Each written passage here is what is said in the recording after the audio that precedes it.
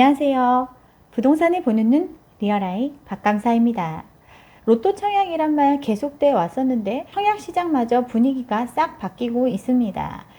시세보다 훨씬 저렴하게 집을 마련할 수 있는 기회가 바로 청약이라고 이야기를 하면서 많은 사람들이 앞다투어 분양을 받았는데, 그렇게 높은 경쟁률을 뚫고 당첨된 아파트를 포기하고 미계약하는 사람들이 늘어났고, 이제는 미분양까지 나타나는 부동산 시장의 전형적인 불황기의 모습이 나타나고 있습니다.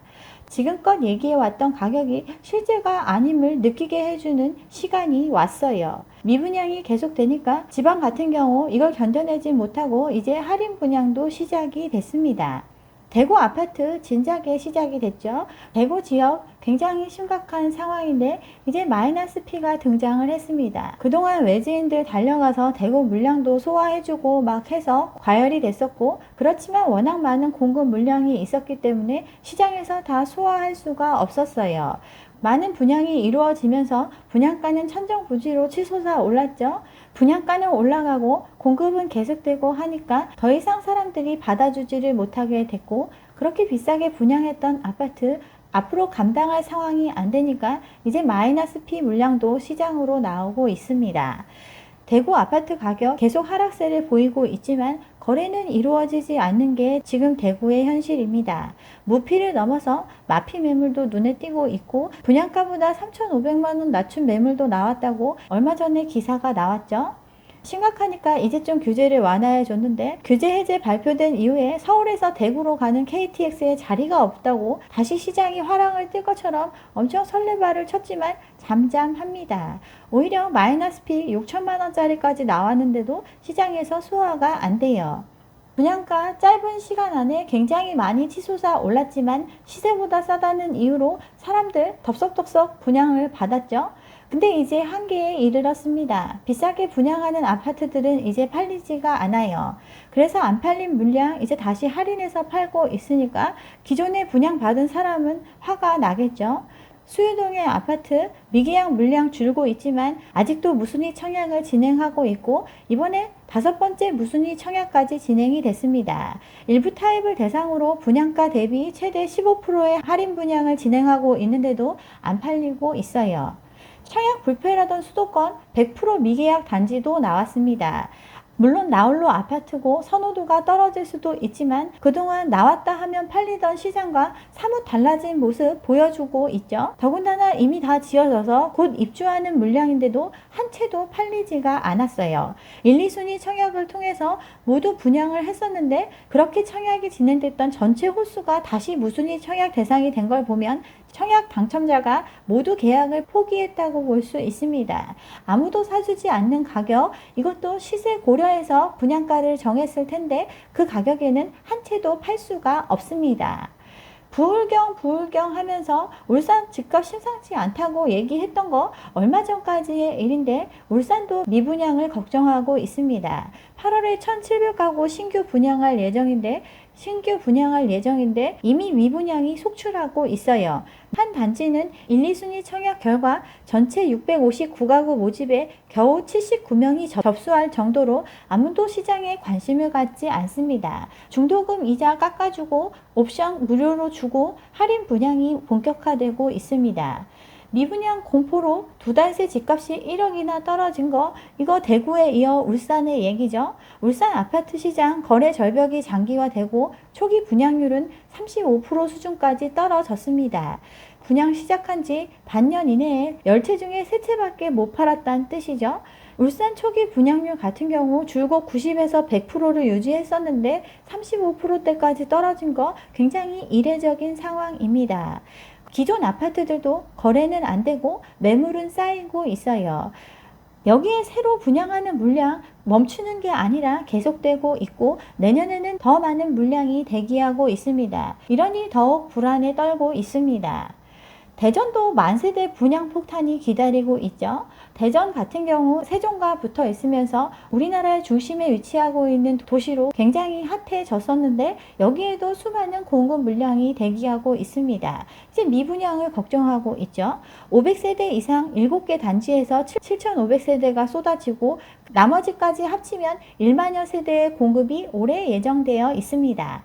금리는 올라가고 전세 가격은 받쳐주지 않고 매매 가격도 떨어지고 사람들의 심리는 꽁꽁 얼어붙은 시장에서 과연 대전 내에서 1만 세대 소화될 수 있을까요? 그동안 분양가 상한제 하면 공급이 부족해진다. 임대차 3법 전세난으로 더 집값은 오른다. 그리고 집값이 아무리 올라도 내가 산 가격보다 누군가 더 비싸게 사줄 현금 부자는 세상에 많이 있다. 이런 얘기를 통해서 집을 사면 돈 벌 수 있다라는 게 많은 사람들의 머릿속에 인식이 되어 있어요. 나한테는 버겁다고 느껴지지만 누군가는 쉽게 살 수 있을 거다라는 믿음으로 이렇게 시장으로 뛰어들었고 무리를 했습니다. 그렇게 과열된 시장이 이제 꺼지기 시작을 했어요. 11억에 샀는데 7억대로 뚝 떨어졌다고 세종 아파트 가격이 2년 전으로 뒷걸음질 쳤습니다. 바로 옆 대전의 규제가 풀려서 세종에 대한 수요는 더 줄어들고 하락세는 계속될 걸로 보여집니다. 세종 같은 경우 외지인 투자가 굉장히 많았죠. 집 여러 채 사서 투자해 놓으면 돈 벌 수 있다는 다주택자들이 많이 매집한 지역이 세종인데 이들 현금이 귀해지는 시기에 조금이라도 챙길 게 있을 때 빠져나가야 하니까 이러한 매도세가 사그러들지 않고 있습니다. 세종 집값 계속 떨어지고 있고 반년 사이에 반토막이 났습니다. 5억 8천 신고가를 찍었던 아파트 2억 9천에 거래되는 이러한 상황이 됐습니다. 공급이 과잉되고 큰 폭의 가격 상승을 겪었던 지역, 기준금리 올라가면 더 그만큼 조정을 많이 겪을 수 있다는 거 한국은행에서 발표를 했죠. 인천의 강남, 송도도 마찬가지죠. 9억이 넘었다던 아파트 가격 2년 전으로 돌아갔습니다.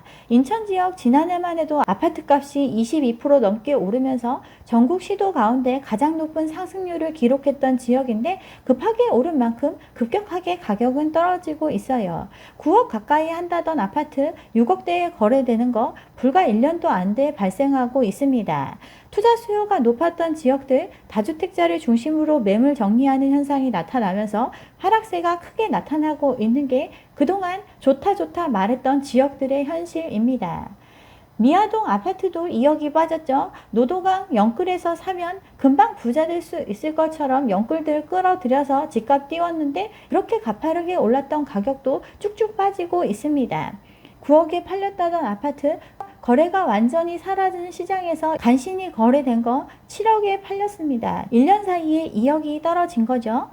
공급 안 할 것 같았지만 더 신축의 아파트, 더 첨단의 아파트들은 계속해서 시장으로 쏟아지고 있습니다. 돈 많은 사람이 많아서 아무 때고 내놓으면 지금 얘기하는 가격에 척척 팔 수 있을 거라고 믿었던 시장, 언제 그랬냐는 듯이 아무도 사주지 않는 시장이 됐습니다.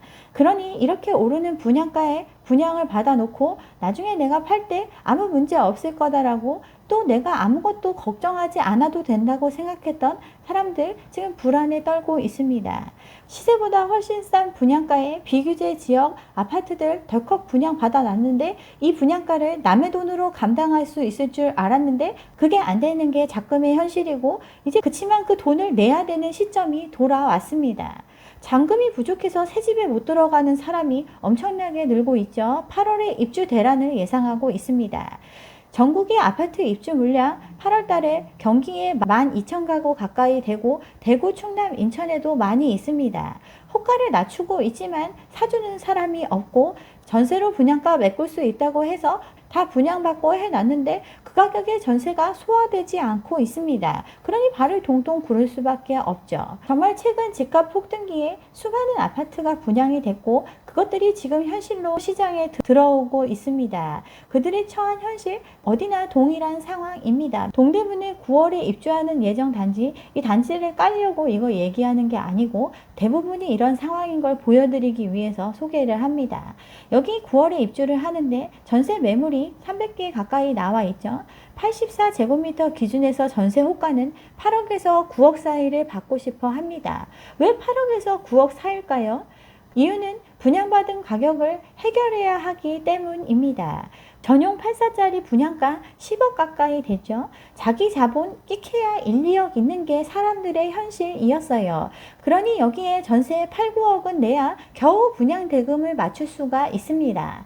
분양권 1년 전에 딱 한 건 거래됐다고 찍혀 있는데 그 가격이 14억이죠. 그러니 호가는 그거보다 올랐다고 하면서 18억, 20억 부르고 있고 프리미엄을 10억까지 기대하고 있지만 정작 8억의 잔금을 치를 돈이 없는 게 이 집주인들의 현실입니다. 안 팔고 돈 있으니 버틸 수 있다 이런 얘기하고 지금 집값 분양가 대비해서 2배 오른 거로 생각하니까 부자된 기분에 취해 있지만 신기루에 불과합니다. 당장 수중에 돈이 없죠. 당장 잔금을 치러야 하는데 이 돈을 대신 내줄 전세입자가 들어오지를 않습니다.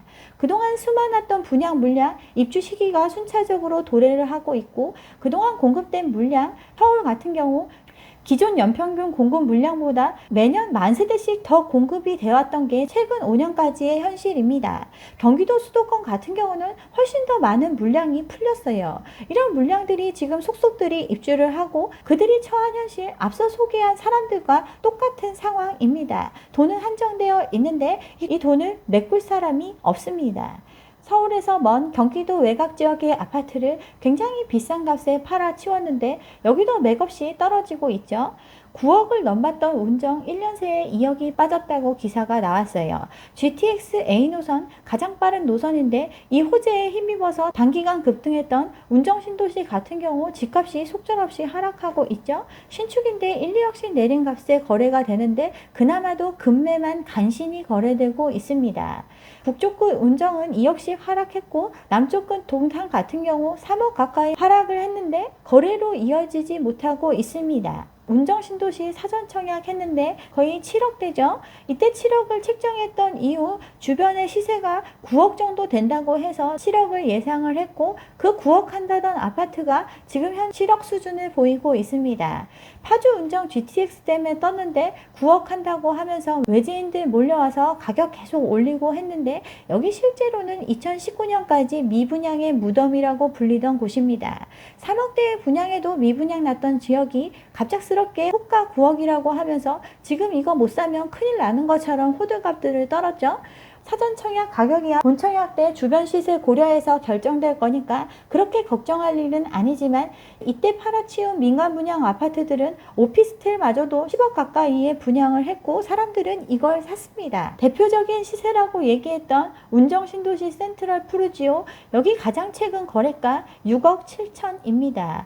9억이 넘는다던 아파트 1년도 안 돼서 지금 6억 7천까지 가격이 떨어져 있습니다. 물론 사람들 내놓는 건 8억대에 내놓고 있지만 아무도 안 사죠. 평택도 마찬가지입니다. 삼성 들어온다고 하면서 평택 그 정도 가는 거 당연하다고 제가 그쪽 지역 다룰 때 저한테 뭐라고 하시는 분들 너무나 많았는데 7억이라던 평택 아파트 1년 만에 집값이 흔들리고 있죠. 삼성 들어온다고 호재 많은 지역이고 그 정도 집값 가는 거 당연하다고 하면서 평택 7, 8억 하는 거 자연스러운 일이라고 얘기하셨던 분들 지금 1년 만에 집값 뚝뚝 떨어지는 거 보고 계시나요? 7억 평택 아파트 1년 만에 5억대로 내려왔습니다. 떨어지는 집값에 깡통 전세 우려가 급증을 하고 있어요. 여기 지금 서민들 사는 아파트 같은 경우는 역전세가 현실화되고 있습니다.